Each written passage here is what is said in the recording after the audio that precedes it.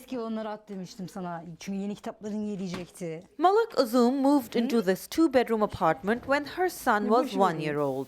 Now that her 3 children are older, the space feels too small. She wants to move to a bigger place but cannot afford it.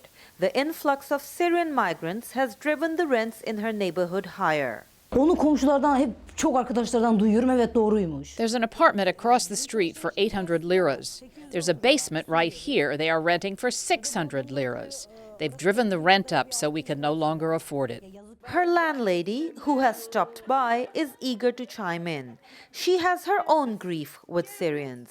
Yani ışıklarda yani yaptıklarından dolayı memnun değiliz çünkü onlar Syrians are getting good money from our government, but not locals. My mother is very poor. She's old. She gets very little money from the government. She says she will never rent her apartment to a Syrian because many families move in together and, she says, would destroy it. The landlady's daughter describes how it bothers her that Syrian beggars touch her when they ask for money. In another Istanbul neighborhood, a newlywed couple is getting ready to welcome guests. The husband works in the textile industry. He complains about Syrians driving wages down. Tabii. Bunlar geldikten sonra zaten... After the Syrians came, income for the locals declined and life became expensive. The rent of 500 became 1,000.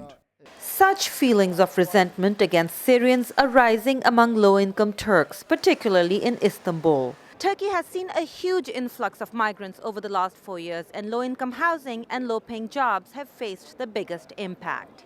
The grievances are so far limited, but if Syrian migrants continue to arrive in Turkey in larger numbers, the tension among locals and their new foreign neighbors may very well increase. Ayesha, Tanzeem, VOA News, Istanbul.